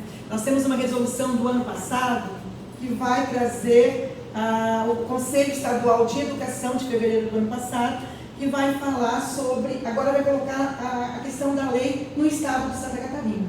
Então, além de nós termos a resolução, o parecer do Conselho Nacional, nós temos agora do Conselho Estadual. Então, nós nos baseamos nessa resolução para fazer um documento para entregar para a sede.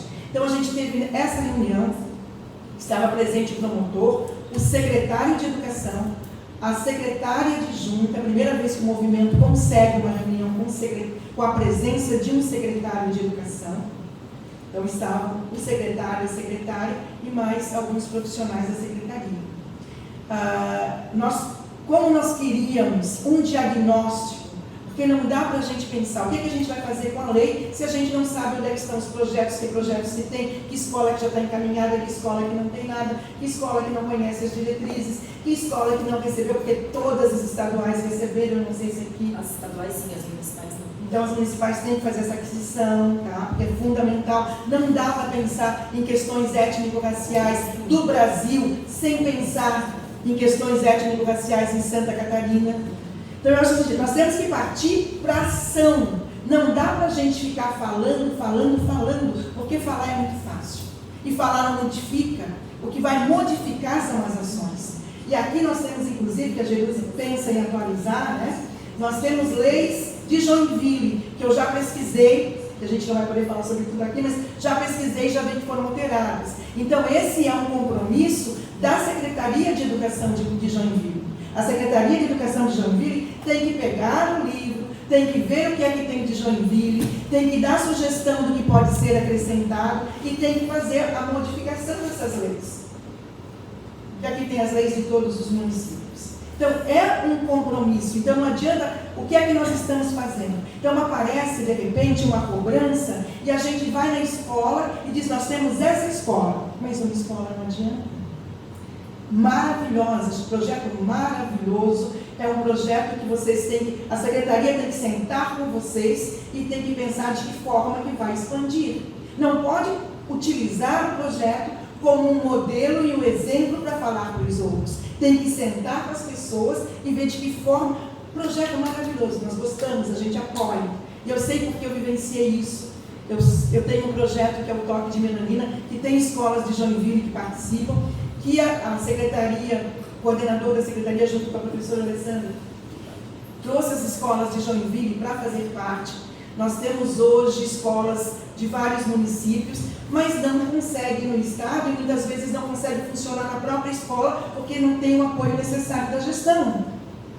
Então é importante que a Secretaria da Educação, seja do município, seja do estado, valorize o projeto da escola. Mas se é um projeto bom, mais do que valorizar, eu vou ter que ampliar e dar condições que outras escolas possam replicar. E ver de que forma que essa escola está trabalhando isso dentro do currículo, no dia a dia da escola. Como é que está trabalhando isso na matemática, na história, porque é isso que a lei diz.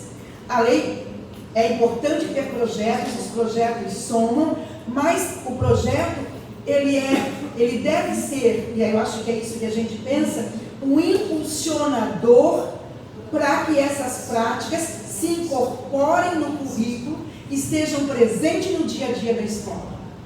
Porque o que aconteceu na Leval Ramos da Silva?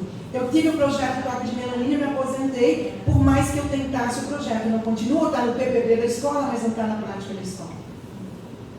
Agora, se houvesse um movimento de estar no dia a dia dos professores, aí de uma forma verdadeira, de uma forma concreta, as questões étnico-raciais estariam sendo trabalhadas. Então, assim, esse movimento que é super importante e de certa forma, é o que a associação busca. Como é que nós nos colocamos à disposição? Para vocês terem uma ideia, no ano passado nós oferecemos um curso de cinema para a educação infantil e ensino fundamental para as escolas municipais, e nós chamamos Palhoça, Biguaçu, Araranguá, porque Florianópolis já tem toda uma caminhada,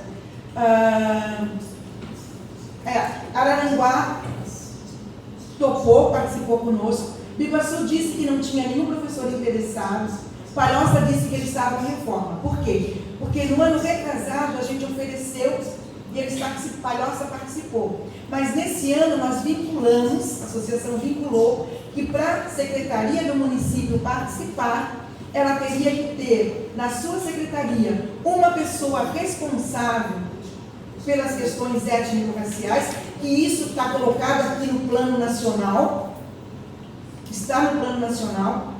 que as secretarias têm que ter, não uma pessoa, tem que ter um grupo, e o conselho, a resolução reforça isso, tem que ter um grupo, inclusive com orçamento, porque um grupo sem orçamento não pode fazer muita coisa.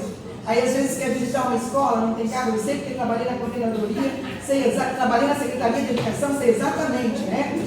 Na hora de se deslocar, nós não temos cargo. Nem vai. Então, tem que ter um grupo com condições de fazer com que a coisa aconteça. E aí foi o que nós colocamos. E teria que encaminhar o formulário das suas escolas. Quando a gente passou essa condição, não teve nenhuma escola de Biguaçu interessada e não teve, a Secretaria de Palhoça, que em 2021 tinha aderido ao projeto, em 2022 ela disse que estavam em reforma, estavam mudando o pessoal que não poderiam participar. Então, assim, para encerrar, eu gostaria de dizer da importância da secretaria, da importância da prefeitura, da importância da Câmara de Vereadores. Não basta falar, nós temos que nos unir para que as coisas aconteçam. A importância dos projetos, eles são fundamentais porque eles são start, eles nos dizem, é possível. Então, se a gente diz assim, mas como é que nós vamos fazer? Nós temos ali um projeto que funciona, é possível. Então, vamos dialogar para que eles possam nos trazer e vamos, também de erros e acertos, vamos fazer com que a coisa saia do papel. Senão, daqui a 50 anos, nós vamos estar aqui novamente, falando sobre 50 anos da Lei 10.639. Está velhinho, vai usar bengala. E o que é que foi feito? Né? Então, assim, é sobre isso, como diria a minha amiga Jerusa, ela gosta muito de dizer, é sobre isso que a gente conversa, é sobre isso que nós batalhamos, é sobre isso que nós dialogamos, e são essas coisas todas aí, né, que a gente quer que aconteça realmente, concretamente, no espaço das escolas, tá? Então, tem esse material aqui também, só para lembrar, a gente encontra, a escola deve ter, né? A gente encontra para download. Logo depois da lei, muito material foi feito, 2004, 2005, 2006, o MEC criou muita coisa.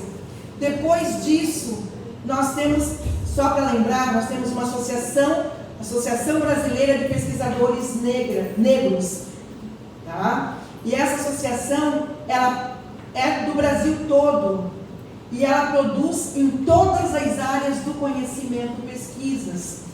Na nossa associação, nós temos pessoas fazendo mestrado, fazendo doutorado em química, história mais conhecido, mas nós temos na literatura, nós temos na química, nós temos um associado nosso, que é um professor da Universidade de Araranguá, da Universidade Federal de Araranguá, que ele é da medicina.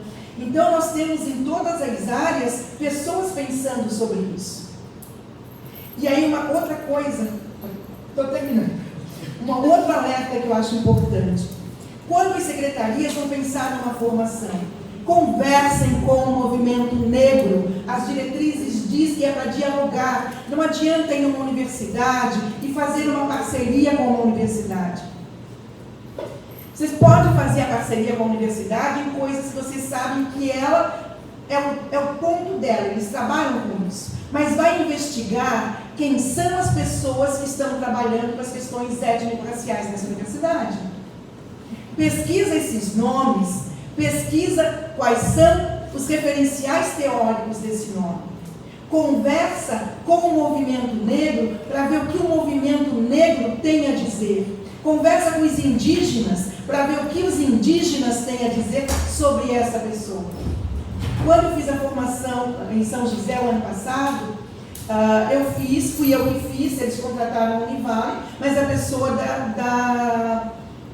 da Secretaria de Educação disse, não, para as questões étnico-raciais, nós queremos a professora Cida. Então procurem, porque no município de vocês, aqui em Joinville, tem muitas pessoas do município, do movimento, fazendo doutorado, fazendo mestrado, dialoguem com essas pessoas, tragam essas pessoas para serem os formadores, porque além de conhecer das questões raciais, elas conhecem do município de vocês. Tá? E para encerrar, então, eu vou fazer uma propaganda. Eu vou lançar amanhã, né, aqui em Joinville. Eu fiz esse livro, Nós, Vovó e os Livros, que é um livro que eu ganhei o ano passado, em 2021, o prêmio Elizabeth Anderle. E aí, os livros do prêmio, eles foram distribuídos de acordo com o prêmio. E eu fiz a segunda edição, onde eu faço algumas mudanças, tá? Então, é um livro que dialoga com as questões raciais desde a capa, né? Porque ele traz desde as adinkras, tá? Ele vai depois conversar com outros livros. Esse aqui é o Triolé, que é de Cruz e Souza, da professora Eliane Debos. Ele vai trazer o Canvas para Sempre, que é um livro angolano. Ele traz... Então, eu digo que é a avó, que é a história minha com os meus netos e a minha mediação de leitura com eles, e ao mesmo tempo a pesquisadora de literatura negra, tá? Eu não disse, mas eu sou uma pesquisadora de literatura negra. Então eu trago aqui a africanidades catarinenses. Então são referenciais para quando o professor, a professora, o pai e a mãe for olhar o livro, ele possa estar tendo já alguns indicativos de como extrapolar as questões raciais e os conhecimentos das questões raciais. Nessa página aqui, eu tinha indicação de livros no prêmio, quando no prêmio eram capas de livros, mas por questão de direitos autorais, eu chamo filhos de amigas minhas e os meus sobrinhos netos e os meus 2 netos para desenharem histórias que eu quero indicar para os professores. Então, eles assistem o vídeo com os pais e fazem os desenhos. E aí eles entram participando aí do mural da creche da Vacina. E aqui eu trago, então, literatura, a maioria, literatura negra de escritoras catarinenses, como referenciais da editora Cruz e Souza, que é editora também, que é uma editora catarinense, que é quem publica o livro. E eu trago, então, os livros que podem ser comprados na editora Cruz e Souza. Tá? Então, é só para dizer assim que a literatura, ela, quando vocês trazem todo esse material aí da literatura, a literatura é uma riqueza e uma forma de nós abordarmos as questões étnico-raciais desde a infância até a terceira idade. Tá? Obrigada, desculpa me estendi um pouquinho.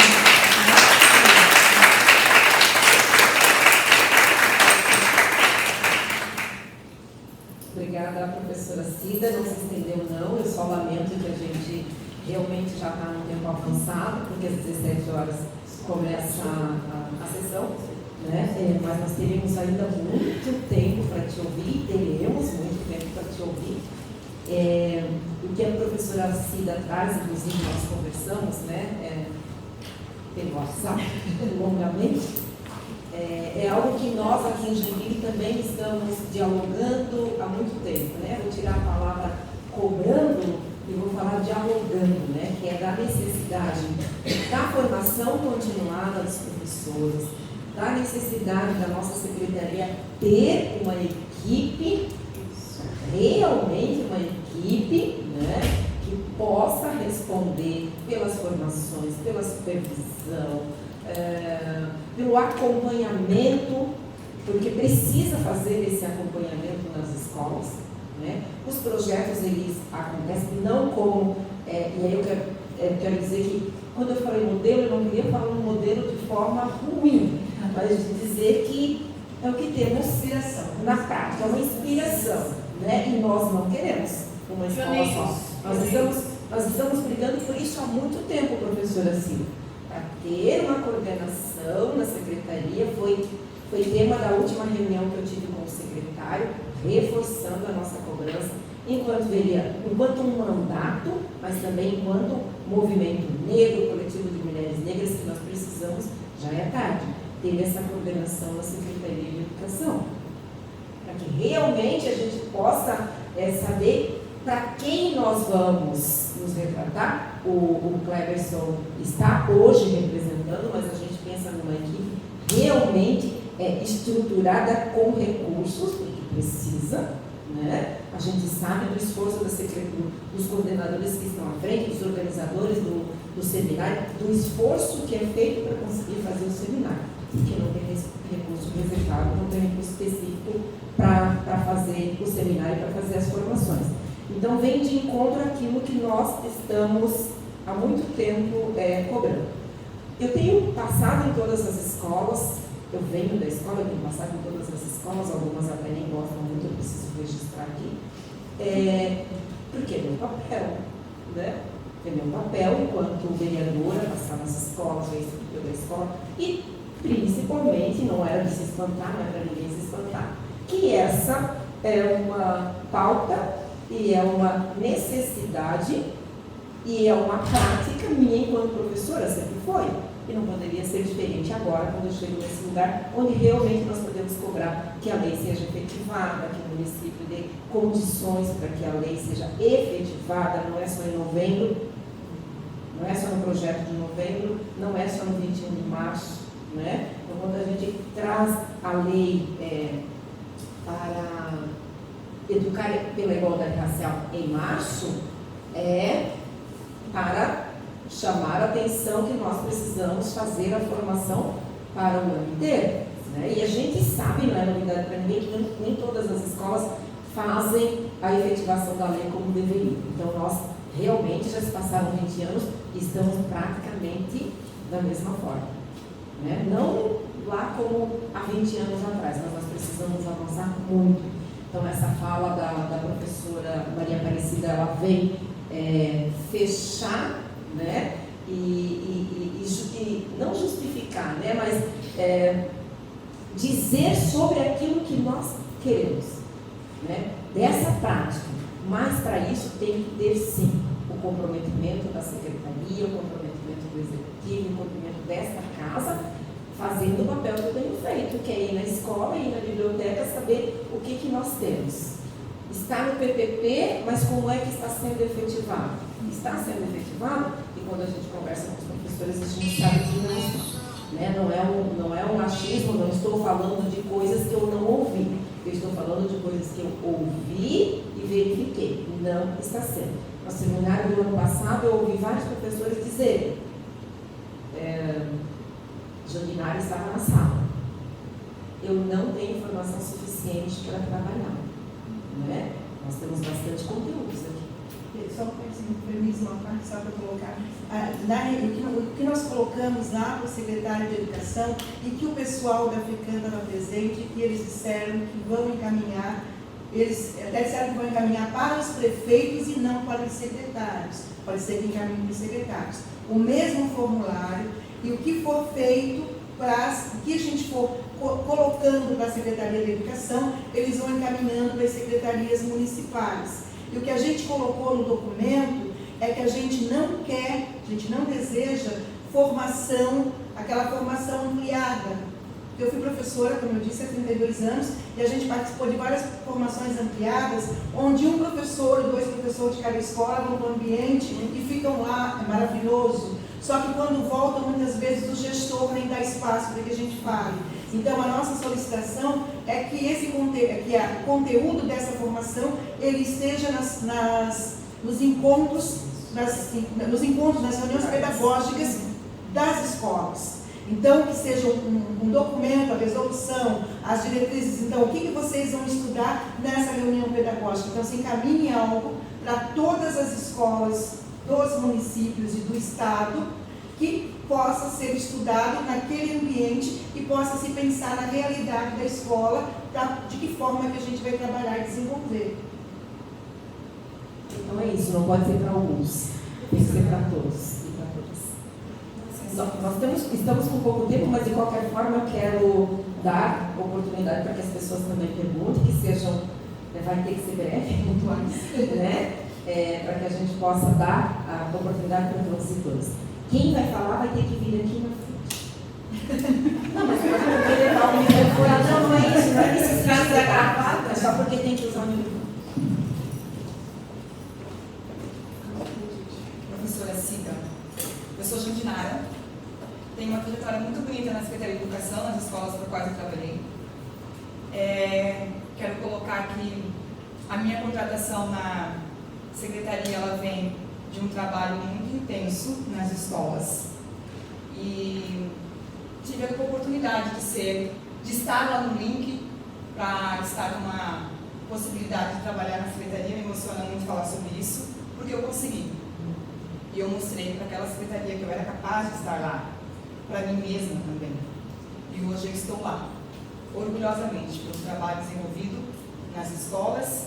Quero dizer aqui a Ilma e toda a sua equipe que em 2022 eu estive na escola, numa outra função que eu estava exercendo, orgulhosamente como professora integradora de mídias. E lá eu fui projeto em vários locais pela escola. E isso eu aprendi como espaço escolar, o que ele significa enquanto projeto, né? E estava lá. E eu tirei foto. em um dos quadros que tinham lá, que era um outro projeto, uma outra ideia que também tinha lá na escola, e aquilo me deu uma oportunidade de usar sim a escola como modelo, que foi o que você usou, né? É sim. Porque lá eu falei, eu vou levar essa ideia para a minha escola com outro projeto. E lá já saí com o nome e tudo. O nome era Identidade, Identifique-se. Porque eu me identifiquei com aquele quadro, aquela moldura que tinha lá no espaço de vocês de alimentação. E levei para a escola. Falei, Josi, como é que tu pode me ajudar? A Josi foi minha referência, sim, inclusive bibliográfica. Eu quero trabalhar assim, achei legal, isso e aquilo, ela me deu e levei para a escola. E a minha gestora abraçou. Então, eu quero dizer que eu sou uma pessoa de uma trajetória dentro da educação, com os trabalhos envolvidos, com várias pessoas significadas, com muito significado na minha trajetória de trabalho lá. E essa importância toda de a gente estar sempre estudando, buscando e nos posicionando também enquanto servidora. Eu sei da minha função, do meu trabalho, da minha capacidade de estar lá e, claro, desenvolvendo e buscando essas escolas como referência para divulgar o nosso trabalho e aquilo que a gente pode fazer, sim. Acredito muito que quando eu não tenho essa competência, tem pessoas que podem estudar, que estão estudando, que podem fazer isso por mim. Eu quero tirar uma dúvida com você, se o livro que você colocou é o N-Bloma e o... Isso. Ah, tá bom, é esse mesmo, né? Esse mesmo. E o outro, eu quero que você fale novamente, desculpa, o vídeo dos 10 anos da lei, é da Petronilha, 10 anos da lei, Petronilha e Humane Gomes. É isso.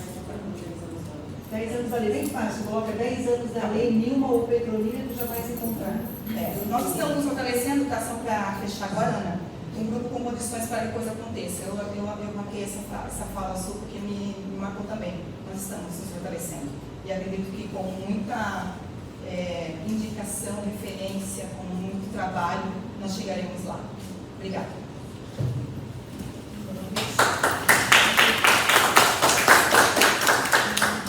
Olá pessoal, boa tarde. Eu vim da correria da entrada da Barra do Sul para prestigiar esse evento maravilhoso, porque a gente precisa de representatividade.